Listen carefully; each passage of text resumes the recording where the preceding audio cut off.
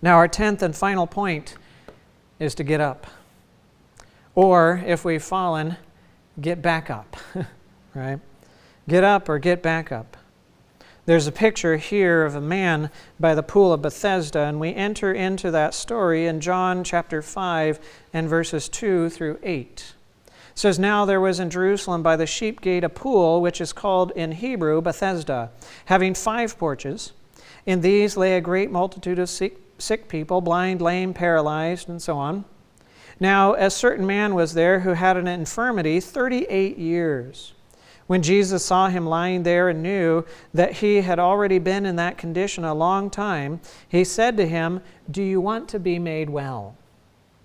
Well, at that question, of course the man did, but he had an idea of how he was to be made well, because at that pool, people believed that when the waters were stirred, that was an angel coming, and the first one getting into the water would be healed. And of course, they believed that, and what you believe is very powerful, and indeed, I'm sure there were many people that after the rustling of the water, they were the first one in, they believed that they were healed, and that belief itself helped with the healing, right? It's called the placebo effect, right? The placebo effect. Well, this man could not get in. He could not move. He needed somebody to put him in, and he complained that he didn't have anybody to put him in the water to get him in there so that he could be healed. And Jesus said to him, 'Rise, take up your bed, and walk.'" Interesting. Exactly what the man had not been able to do. Exactly the condition he had been in for 38 years. Jesus told him to do what was impossible for him to do. And of course, we read the rest of the story that the man was made well, took up his bed, and walked. But the question is, when was the man made well? Was he made well when Jesus spoke the words, "Rise, take up your bed, and walk"? Or was the man well when he accepted those words? Or was the man well when he put into action those words? You see, Jesus commanded the man to take up his bed and walk, and the man must trust. No information can be forced into us. It must be brought in. It must be evaluated. And the man took the information. He evaluated it. He believed it to be truth. And now he exercised faith in those words. And the man acted upon Jesus' command. He made the thought to get up. He made the intention to get up in response to the word of Jesus, and in the attempt to get up, he was given the power to accomplish the command, and the man was healed in the process of acting by faith on the command of Jesus. Now, this is important for us as we ponder these sequence of events. We discover that many of us have been leading unsuccessful lives. Why? Because we have been trying to overcome our difficulties by our own strength, in our own nature, by our old heart. And that old heart, that nature, has no access to the power to set us free. It's like being caught in prison. And in prison, yes, a prisoner has choices, but a prisoner cannot choose to be free. They have no capacity to do so. And our old heart, our sinful nature, is that prison that holds us in prison, and we have no capacity to get free. And there we are trying everything that we can in order to get out. We try to lie our way out. We try to scheme our way out. We try to break our way out. We try to fake our way out. We try to do everything we can to get out. We try good behavior and making friends with the guards and the friend with the prison warden and doing all sorts of religious things. And yet we're still a prisoner and we cannot get out. We were born in the prison and we have a life sentence with no hope of parole. But one day God comes along and God says, I'm going to send my son into the prison, and he's going to be the prisoner, and he's going to take your place. He's going to become you. And in exchange, I am going to write you a pardon. And that pardon is sent to the warden. The warden reads it and goes, oh, and hands it to an officer. The officer takes it and brings it to you in your prison cell. And there you are in your prison cell. And you read the letter and you realize that you are being offered a full and complete pardon because somebody has come to take your place. And faith takes a hold of that gift and you accept it. The moment you accept that gift, you are considered a free person, though you are still sitting in your prison cell. But that freedom does not become yours immediately. Yes, you are accounted a free person, but now there is a process that must be put in place to actually set you free from the prison so that you can go out.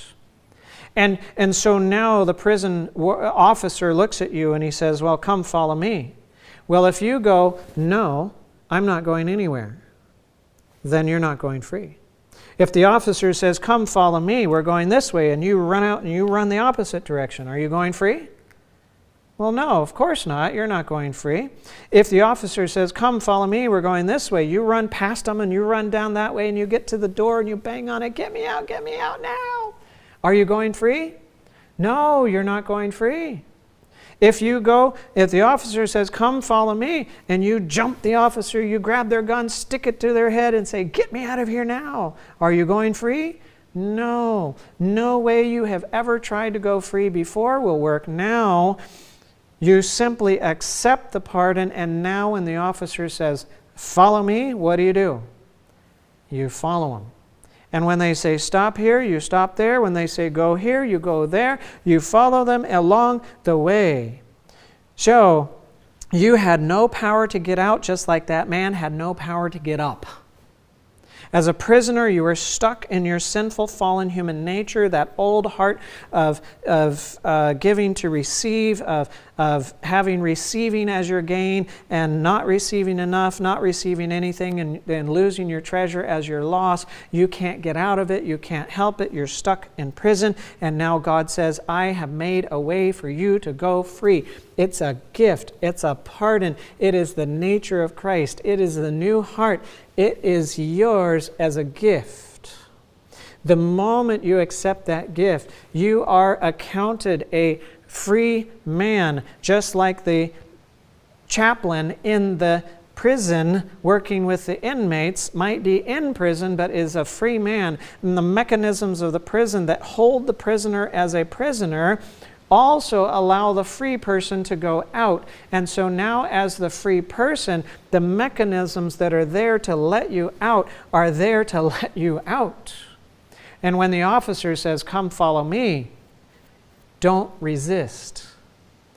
When Jesus says, get up, take your bed, don't resist. Believe him and do what he says, trusting in his power, in his nature, in your freedom because of God and Christ and the offer that he gives to you.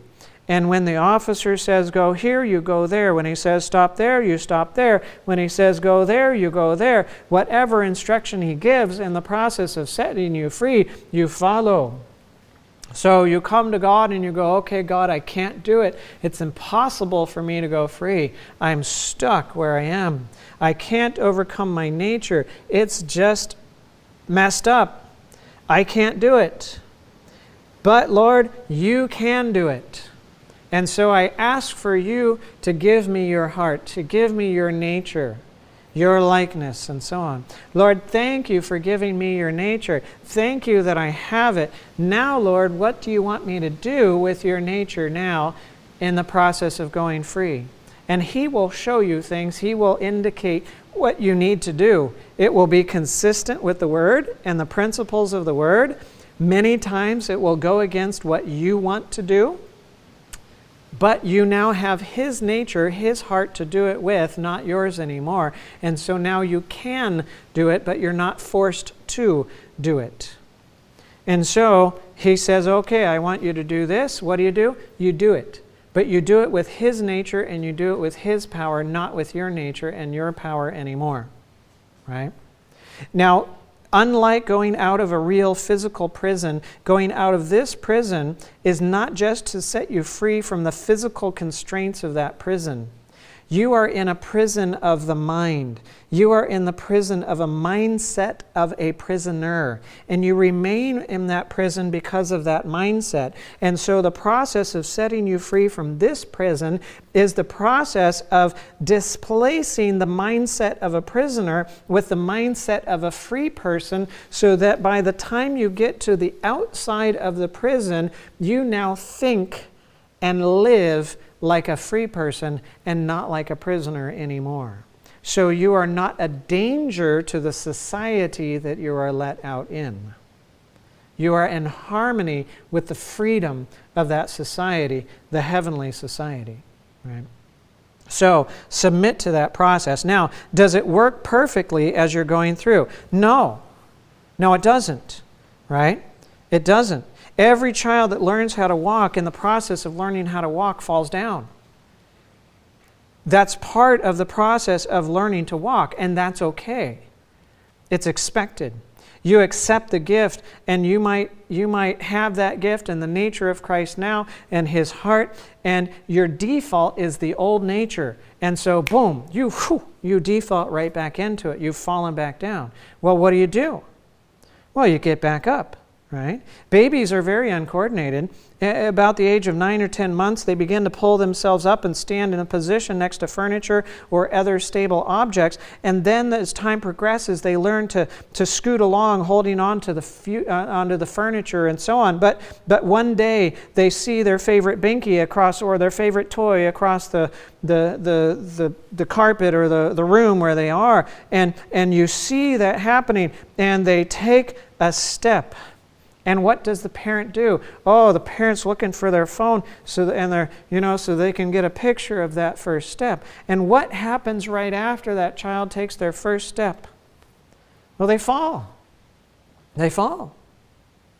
And how does the parent respond to the fall? Does the parent go to the child and go, "Oh, you are so stupid. I can't believe you are a disgrace to the family.